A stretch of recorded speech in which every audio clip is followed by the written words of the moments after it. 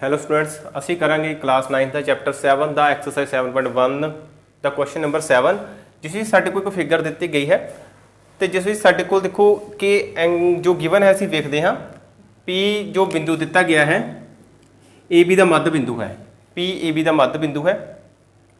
ਸੋ ਜਿਸ ਤਰ੍ਹਾਂ ਵੀ ਲਿਖਿਆ ਸੀ ਉਸ ਤਰ੍ਹਾਂ ਹੀ ਗੱਲ ਕਰਨੀ ਹੈ ਸਾਰੀ। ਦੇਖੋ P ਅਸੀਂ ਲਿਖਦੇ ਹਾਂ ਕਿ AP ਬਰਾਬਰ ਹੈ BP क्योंकि P मध्य बिंदु है AB दा। ठीक है, इसका मतलब कि ये दोवें साइड जिहड़ियां साडे को बराबर जिहड़ियां कि आ जांदियां हन। उस तो बाद साडे को जो गिवन दिता है की है एंगल BAD बराबर है एंगल ABE। देखो एंगल BAD ये वाला एंगल बराबर है एंगल ABE। ये दोवें एंगल आपस में जिहड़े कि बराबर हैं। EPA एंगल तो DPP एंगल जिहड़े दोवें आपस में की बराबर हैं। सो सिद्ध करना असीं DAP। सो DAP असीं त्रिभुज बना लैंदे अपने को किहड़ी बनती है। देखो DAP इस तरह आता है साडे को DA ते इत्थे साडे को हैगा पॉइंट P ते नाल दी नाल असीं बनाते हैं EBP।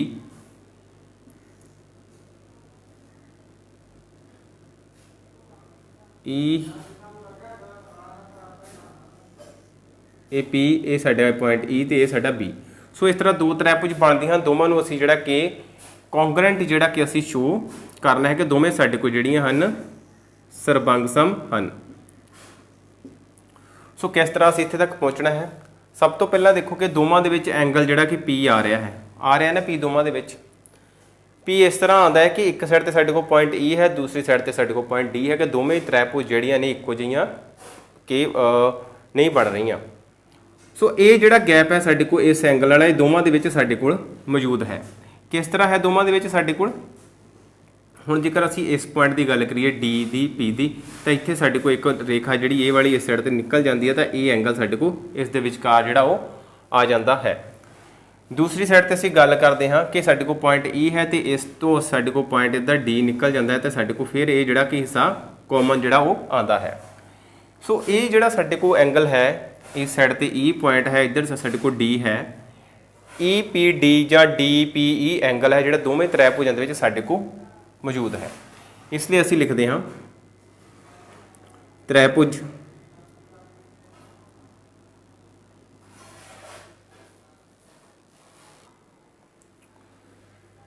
सो साडे कोल इस तरह साडे कोल जो एंगल गिवन हैं वो किहड़े हैं। देखो साडे कोल एंगल EPA असीं लिखते हैं एंगल EPA बराबर साडे कोल दिता होया एंगल DPB जो साडे कोल है गिवन दिता गया। इस दे विच दोवां दे विच साडे कोल ये एंगल जिहड़े साडे कोल गिवन है जिहड़े असीं लिखे हैं इस दे विच असीं एंगल जोड़ दांगे। देखो एंगल EPA प्लस करदे एंगल DPE बराबर इस तरह ही साडे कोल DPB प्लस करदे असीं एंगल DPE। सो दोवां दे विच एंगल जिहड़ा असीं जोड़ दिता है। हुण ध्यान नाल वेखो कि जदों असीं एंगल जोड़ते हाँ EPA ये साडा है EPA इहदे विच असीं जो ए एंगल जोड़िया साडे कोल इकट्ठा एंगल एक ए बन जाता है तो जिस दे नाल साडे कोल एक पूरा एंगल किहड़ा बनता है जो साडे कोल आंदा है DPA। साडे कोल एंगल बन जाता है एंगल DPA बराबर हो जाता है एंगल इस तरह ही EPB दे एंगल EPB। सो साडे कोल दोवें एंगल जिहड़े कि बराबर हो जाते हैं। इसनूं असीं थोड़ा विचों हटा दिंदे हां। सो देखो साडे कोल एक त्रिभुज हुण इकट्ठी जिहड़ी कि बनी हुई नज़र आ रही है। हुण असीं गल करदे हां अपणीआं दो त्रिभुजां दी। त्रिभुज DPA ਅਤੇ त्रिभुज EPB विच।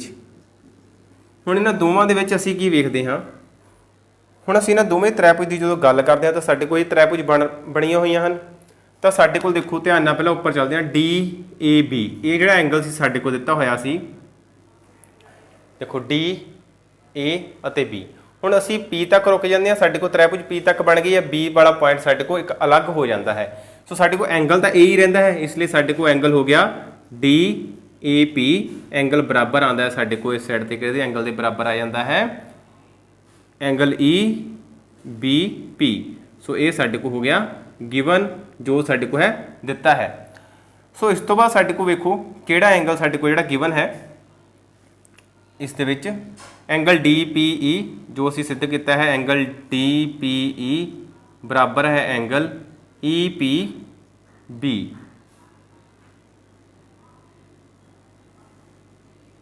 सिद्ध किया है।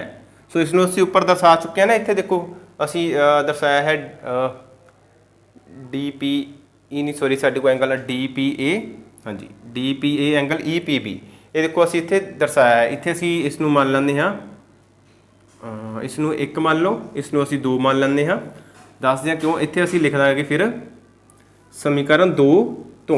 सो फ्रॉम इक्वेशन 2 सो दो एंगल साडे को बराबर हो जाते हैं, एक ए वाला एंगल तो दूसरा साडे को ए वाला। हुण देखो साडे को ए पी जिहड़ी बराबर है पी बी दिता होया ना, साडे को ए पी बराबर है साडे कोल पी बी, इत्थे असीं लिख दांगे एक तो। सो एक दे विच ही साडे को क्लीयर है कि पी मध्य बिंदु है ए बी का जो साडे को गिवन भी है। सो ये बराबर हो गया साडे को। सो इस तरह असीं लिख सकते हैं, इसलिए त्रिभुज किहड़ियां त्रिभुज ए डी पी ए अते ई पी बी, त्रिभुज डी पी ए ਸਰਬੰਗ-ਸਮ होएगी त्रिभुज ई नाल किहड़ा है P B E P B. So ये देखो साडे को जो असी सिद्ध करना सी डी पी ए लिखा या ई बी पी, इसनूं असी सही करके लिख दिंदे हां। इसलिए त्रिभुज डी ए पी ਸਰਬੰਗ-ਸਮ है त्रिभुज ई बी पी। दोवें ਸਰਬੰਗ-ਸਮ हो गई साडे कोल। हुण असीं दर्शाना है ए डी बराबर B E. So A D किधर आती देखो साडे कोल ए डी आ है नाल साडे को की है बी ई दर्शानी है, ये साडे को बी ई पई है। सो इसलिए ए डी बराबर है बी ई, जिसनूं असीं लिखांगे सी पी सी टी तो। सो इस तरह साडे को जिहड़ा कि क्वेश्चन 7th है वो कंप्लीट हुंदा है।